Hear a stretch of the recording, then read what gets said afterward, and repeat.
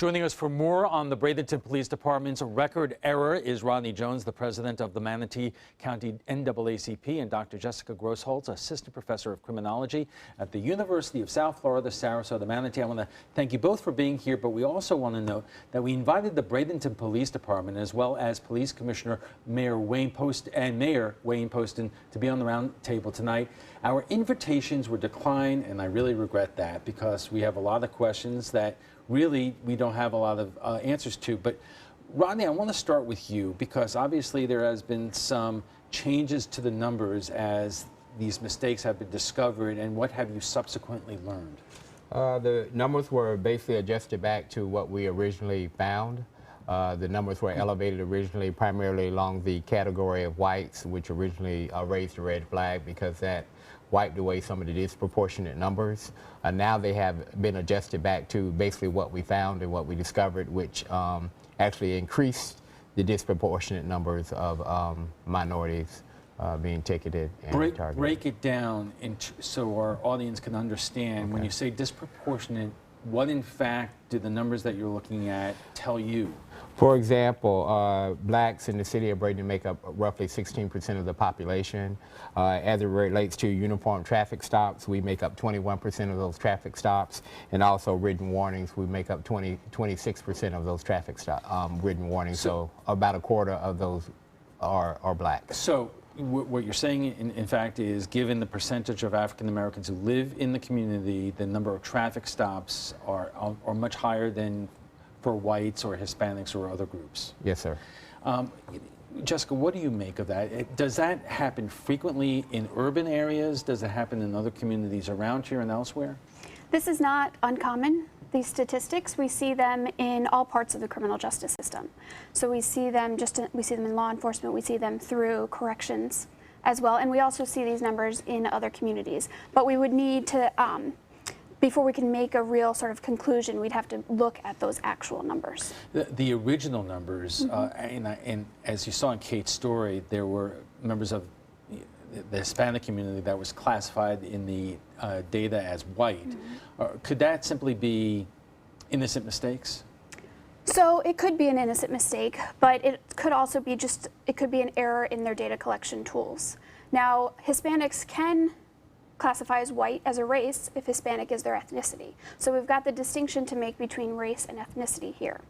But there needs to be an awareness when people are analyzing the data that they have classified them as white per their race, but they may also need a category of ethnicity as well. How often do police departments like Bradenton and other local police departments consult, criminology experts like you to make sense of what they're seeing? So it does happen regularly. We've been actually approached, we're working with the Sarasota Police Department to analyze a lot of their data. We were approached, though, also by the Public Defender's Office to look at some Bradenton Police Department data with field encounters. We don't have any results or findings of that yet, but we found similar issues with names or individuals being classified as white with seemingly Hispanic names. And you're working with the Sarasota Police Department. Is that an effort by the Sarasota Police to actually, if there are foundational problems, to get to the bottom of them? That is. We are doing in-depth sort of community resident surveys to get at community police relations, which are always at the heart of issues within police departments. And I want to tease the next segment because I'm going to ask you, Rodney, have you talked to the mayor and the police chief and others in Bradenton about your concerns, and what, if anything, have they told you?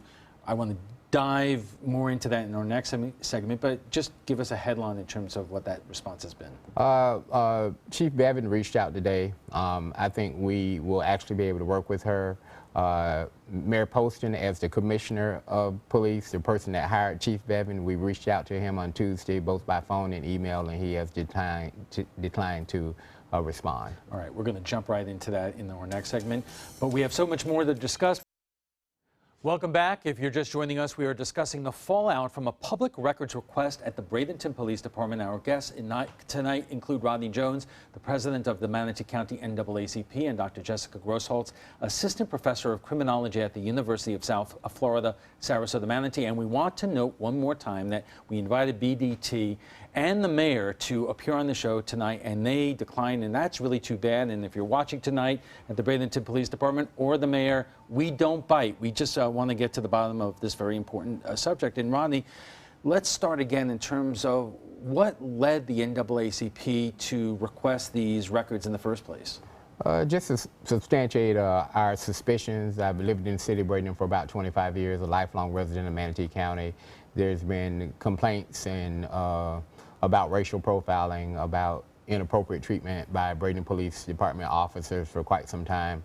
And so we just wanted to get the raw numbers and not run on emotion, but actually use some intellect and get some numbers. And Jessica, separate from that, you were asked by the Public Defender's Office to basically do the same? Pretty much. We were approached, by the Public Defender's Office to look at field encounter data to see if there were any issues. They had received some concerns from clients. All right, well, let's get down to it.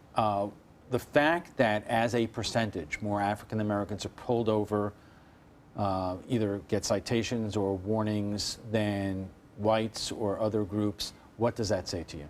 To me, that says that there's a possibility that there may be some implicit bias with the officers. Everyone has implicit biases, but it's how we handle those biases. You know, that has been a huge hot button issue in this presidential campaign. Yep.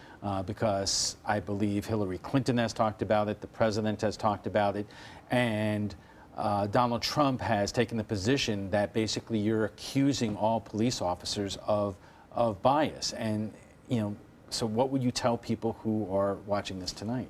You're definitely not accusing all police officers of being biased, but everyone has preconceived notions and preconceived sort of stereotypes, and you carry them with yourself wherever you go, and it's sort of subconscious, and it affects how you do your day-to-day job.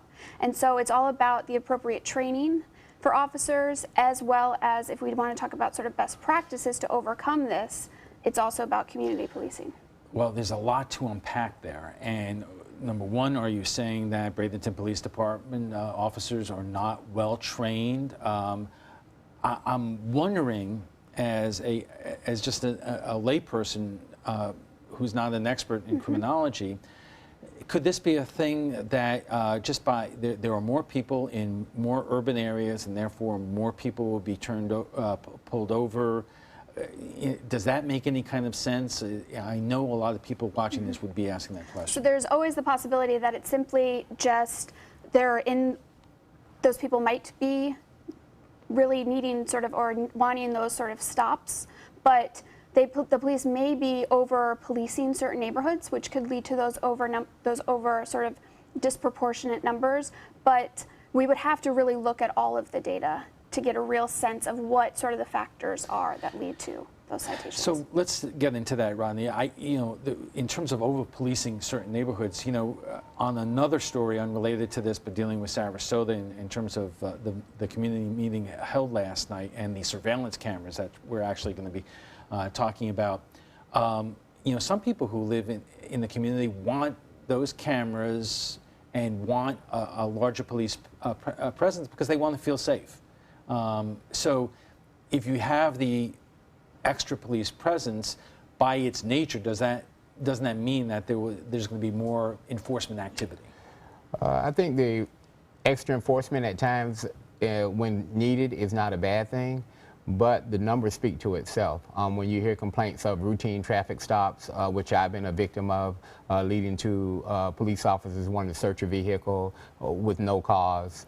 We've received several complaints on that of late. That is a problem. And it wasn't just the uniform traffic citations and the written warnings. We also looked at shooting data. We've got an issue with that as well. 50% of the people shot by law enforcement in the city of Bradenton have been black. 70% of those killed have been black. The national average for shooting is 38% blacks, and the national average for killing of blacks by law enforcement is 24%. So we have a problem. Disappointing that our our elected official and the chief were not here, or representative from the department, but we're accustomed to that type of dismissive behavior. We reached out to the Mayor Wayne Poston, who is the Commissioner of Police, on Tuesday. He has declined to respond to us. We did get a call from Chief Bevan trying to act as a buffer for the Commissioner of Police, and we will not allow that. We're expecting him to make a statement because he went to the press when contacted by the Bradenton Herald, and he called these numbers a political stunt. And we find that offensive, we find that dismissive, and we find that disrespectful. And we're expecting an apology, and we're expecting him to address the issues.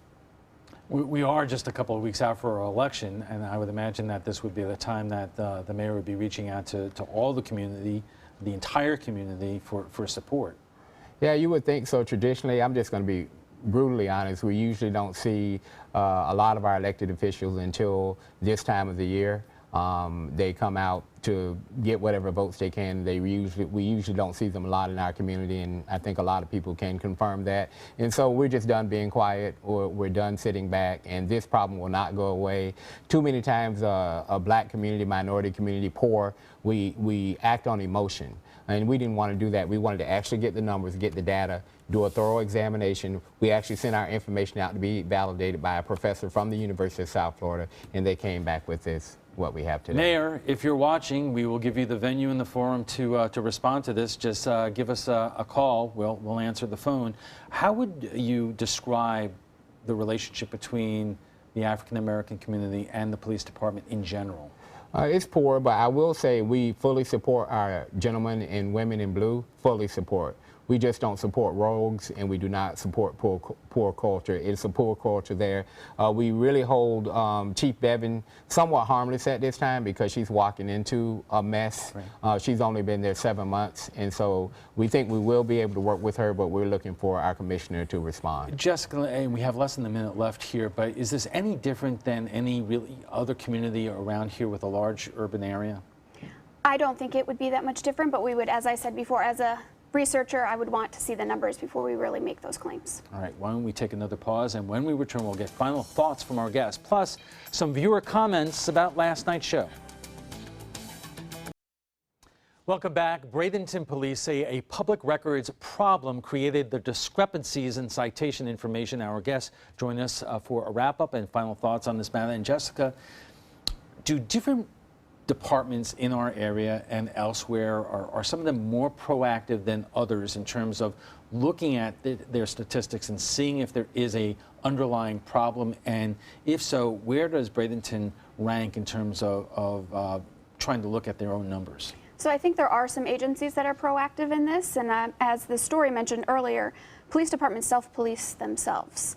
And by reaching out to researchers at their local university here that are able to help them take that data that they have and really analyze and see what it is. Sarasota Police Department is the example that I have because we've got the partnership working with them, but we are analyzing, working with them to evaluate programs. But BPD has the ability to reach out to us. We are more than happy to analyze their data and help them. Any charge, any costs involved with this? No, it's part of what we do as researchers. Rodney, where do you go from here? You say that the chief called you today to talk to you, but you haven't gotten much from the mayor. You know, if things are kind of bubbling, under the surface here, what do you hope happens? Well, we definitely want to work with Chief Bevan and the entire department. As stated, we believe that the overwhelming majority of those officers are excellent and take pride in that badge. We're disappointed in the leadership of our police commissioner, who has declined to speak with us, has kind of tried to put Chief Bevan as a buffer between, and we just won't allow it. So we're hoping to work with Chief Bevan, but we won't do any work. We won't have any more discussions until we hear from our commissioner. All right, I saw that obviously the ACLU was involved in terms of looking at these numbers. Are you thinking about any kind of litigation?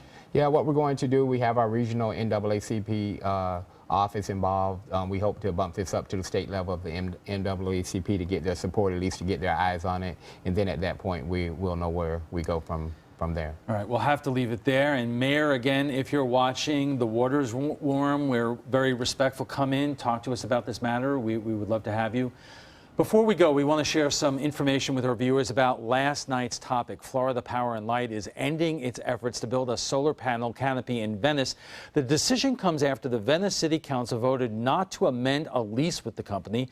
There was an outcry from residents after the initial part of the structure was built in the wrong location. We asked you what you thought about the situation, and Richard Martin writes, great, the board members just eliminated extra revenue, several shaded parking spots, and 50 kilowatts of power. I can't wait to vote them out of office. Pete Wheeler writes, so building inspectors didn't catch the mistake at all. Was there any kind of inspection done? And Barbara Thompson writes, Dennis writes, oh my God, what does it matter which side of the parking lot it's on? Well, if you'd like to join the conversation about tonight's topic, and I think many will, just visit our Facebook page at facebook.com/news@7. I want to thank our guests for being here tonight. Ronnie Jones is president of the Manatee NAACP, and Dr. Jessica Grossholtz is an assistant professor of criminology at the University of South Florida, Sarasota, Manatee. When we return, we'll have a final check on our weather, and plus stay tuned for your prime time headlines.